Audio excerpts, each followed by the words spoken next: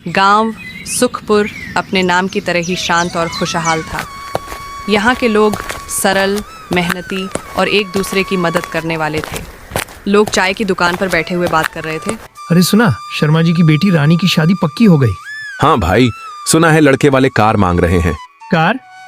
शर्मा जी तो गरीब हैं, कहाँ से लाएंगे इतना पैसा? यही तो सुना है, उन्होंने अपनी आधी जमीन बेच दी। रानी अपनी माँ सुनीता से बात कर रही थी। माँ, क्या पिताजी सच में जमीन बेच रहे हैं? हाँ बेटी, उन्होंने लड़के वालों से बहुत गुहार लगाई, लेकिन माँ, अगर इतनी परेशानी है तो शादी मत करो, मैं यूं ही रह लूंगी।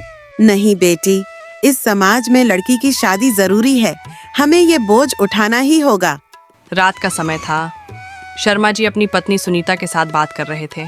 सुनीता, मैंने रानी की शादी के लिए अपनी जमीन का सौदा कर दिया है। लेकिन अब हम क्या करेंगे? हमारे पास तो खुद रहने के लिए कुछ नहीं बचेगा। शर्मा जी गहरी सांस लेते हुए कहा, मुझे पता है, पर हमारे पास और कोई चारा नहीं है। समाज की नजरों में इज्जत बचानी है। रानी की सहेली पूजा उससे मिलने आती है। रानी, तुम इतनी उदास क्यों हो? तुम्हारी शादी है, तुम्हें तो खुश होना चाहिए। पूजा, मेरी खुशी कहाँ है? मेरी शादी मेरे सपनों की वजह से नहीं, बल्कि दहेज की वजह से हो रही है। पूजा चौंकते हुए कहा, दहेज? लेकिन तुम्हारे पापा तो बहुत गरीब हैं। यही तो, उन्होंने हमारी जमीन बेच दी, और कौन जाने कल क्या बेचेंगे, खुद को या मुझे। पूजा रानी को समझाने की कोशिश करती है और उसे अपने हक के लिए लड़ने का सुझाव देती है। शादी का दिन था। बारात आ चुकी थी। शर्मा जी बारातियों का स्वागत कर रहे थे। लड़के का पिता सुरेश बोला, शर्मा जी, हमारी मांग का क्या हुआ? कार तैयार है ना? शर्मा जी गिड़गिड़ाते हुए बोले, सुरेश जी, मैंने पहले ही अपनी जमीन बेच दी है। कार देने में असमर्थ हूँ, लेकिन मैंने बाकी सभी चीजों का इंतजाम किया है। सुरेश गुस्से में कहा। अगर कार नहीं है तो शादी भी नहीं होगी। पूरा मंडप सन्नाटे में डूब जाता है। रानी यह सब सुनकर मंच पर आती है। रानी दृढ़ स्वर में बोली, अगर शादी कार से ही होगी तो मैं यह शादी नहीं करूंगी। सुरेश बोला, देखो, लड़की की हिम्मत तो देखो। रानी भीड़ की ओर बोली, आप सब देख रहे हैं ना, आज मेरे माता पिता की इज्जत केवल इस कार की वजह से दांव पर है। क्या ये सही है? भीड़ में हलचल मच जाती है। कुछ लोग रानी का समर्थन करते हैं तो कुछ समाज की पुरानी सोच का पक्ष लेते हैं। पंडित जी बोले, ये सब क्या हो रहा है? पंडित जी, मुझे बताइए, क्या एक लड़की की शादी उसकी काबिलियत, उसके संस्कारों से होनी चाहिए या दहेज से? बात तो सही है बेटी, हमने हमेशा से परंपराएं निभाई हैं, पर आज शायद हमें अपने विचार बदलने चाहिए। भीड़ में से कई लोग रानी के पक्ष में आवाज उठाते हैं।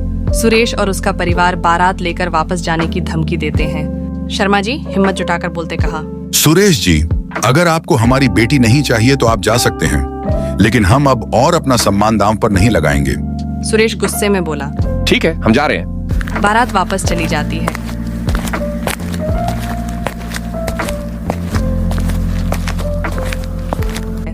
मंडप में सन्नाटा छा जाता है। शर्मा जी और सुनीता उदास हो जाते हैं। रानी, जो अब तक खुद को मजबूत बनाए हुए थी, भी फूट फूट कर रो पड़ती है। कुछ महीने बीत गए। शर्मा परिवार अब सादगी भरी जिंदगी जी रहे थे। उन्होंने अपनी बिकी हुई जमीन का थोड़ा हिस्सा वापस खरीद लिया था और उसी पर सब्जियां उगाते। रानी अपने माता पिता का ध्यान रख रही थी। शर्मा जी और सुनीता दोनों की तबीयत कमजोर हो चुकी थी। रानी सुबह जल्दी उठकर घर के काम करती, फिर खेतों में अपने पिता की मदद करती थी। उसी समय रवि, जो अब अपने चाचा के घर गांव आया हुआ था, तालाब के पास टहल रहा होता है। उसकी नजर रानी पर पड़ती है। रवि मन में सोचता है, यह तो रानी है, वही जिसने अपनी शादी के दिन दहेज का विरोध किया था। रवि कुछ देर दूर से उसे देखता रहता है। रानी तालाब के पास खड़े होकर अपने ख्यालों में खोई हुई थी। अगले दिन रवि फिर उसी तालाब के पास जाता है। इस बार वह रानी से बात करने का प्रयास करता है। नमस्ते रानी। रानी चौंकते हुए बोली, जी नमस्ते। मुझे पहचान रही हो? मैं रवि, शर्मा जी की शादी वाले दिन भी वहाँ था। रानी धीमे स्वर में बोली। हाँ, मुझे याद है। रवि रानी के बगल में बैठ जाता है। दोनों के बीच एक छोटी सी चुप्पी छा जाती है। तुम यहाँ अकेले बैठी हो? रानी हल्की मुस्कान के साथ बोली, हाँ, कभी कभी यहाँ बैठने से मन को शांति मिलती है। सही कह रही हो, ये जगह वाकई बहुत सुंदर है। धीरे धीरे दोनों के बीच छोटी छोटी बातें होने लगती हैं। रानी अपनी जिंदगी की सच्चाई रवि से साझा नहीं करती। लेकिन रवि उसकी आंखों में छुपे दर्द को समझ लेता है। अब रवि और रानी की मुलाकातें रोज होने लगी।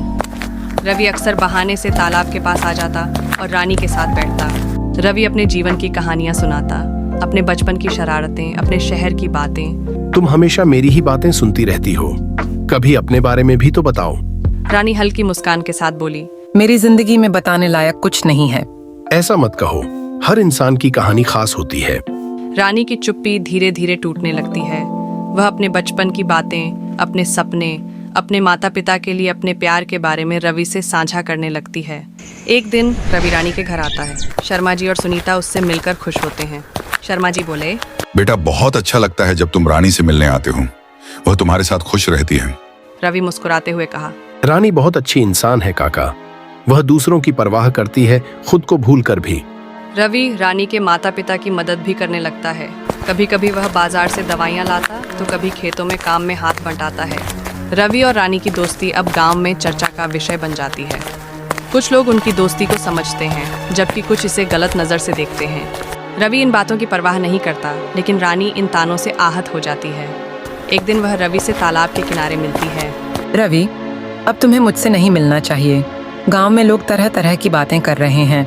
रवि गंभीरता से बोला, क्या तुम्हें मेरी दोस्ती पर भरोसा नहीं है? भरोसा तुम पर है, पर इस समाज की सोच पर नहीं।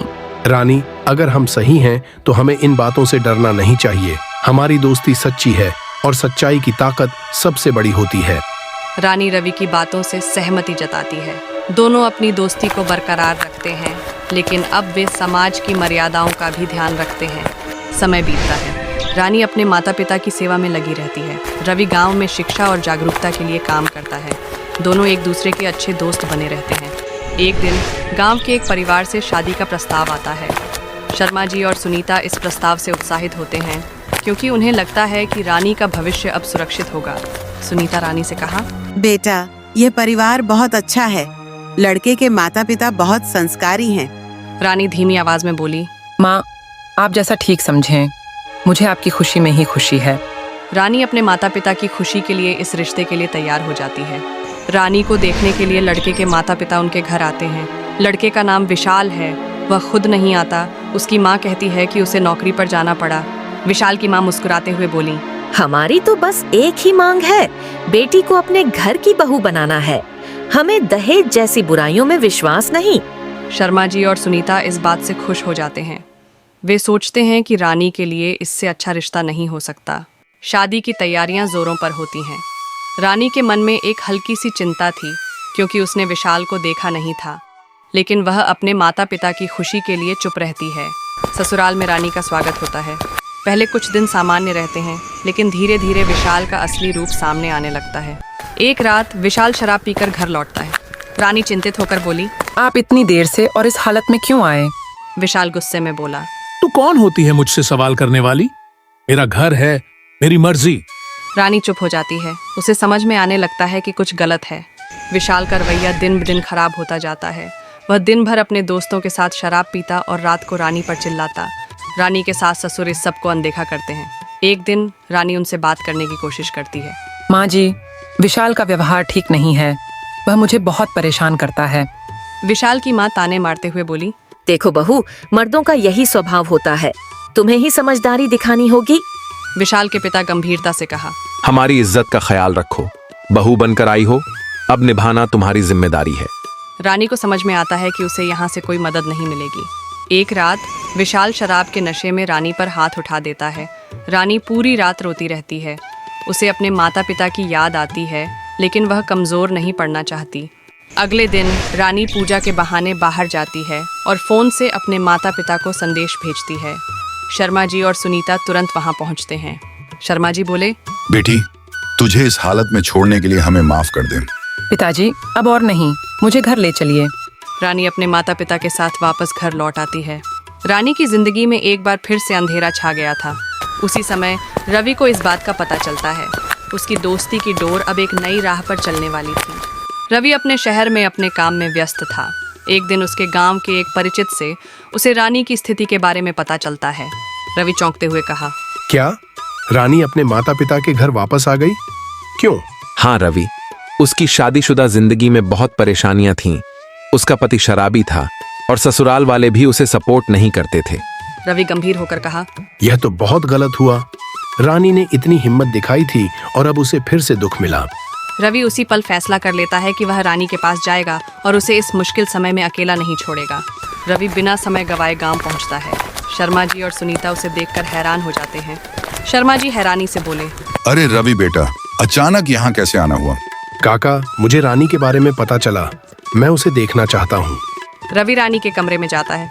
रानी आश्चर्य से बोली, रवि, तुम यहाँ?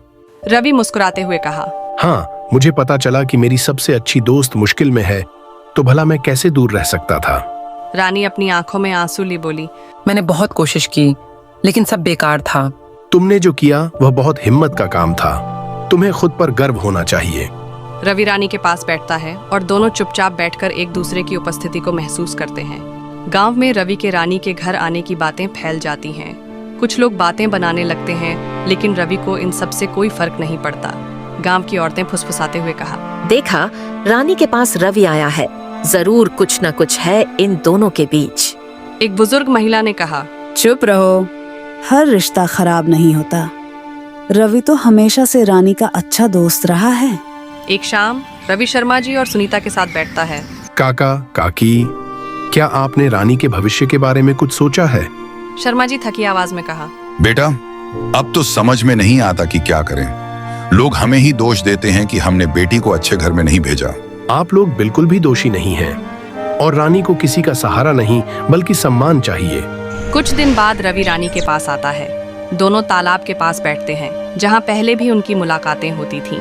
रानी, क्या तुम एक नई शुरुआत करना चाहोगी? रानी चौंकते हुए बोली, क्या मतलब? मैं तुमसे शादी करना चाहता हूँ। रानी बोली, रवि, ये दया मत दिखाओ, मैंने पहले ही बहुत सहा है। रवि मुस्कुराते हुए कहा, यह दया नहीं, सच्चा प्यार और दोस्ती है। मैं तुम्हें हमेशा खुश देखना चाहता हूँ, चाहे हालात जैसे भी हों। रानी कुछ देर सोचती है। उसे रवि की सच्चाई और उसकी नीयत पर भरोसा है। आखिरकार वह हामी भर देती है। शादी के बाद रानी और रवि एक नई जिंदगी शुरू करते हैं।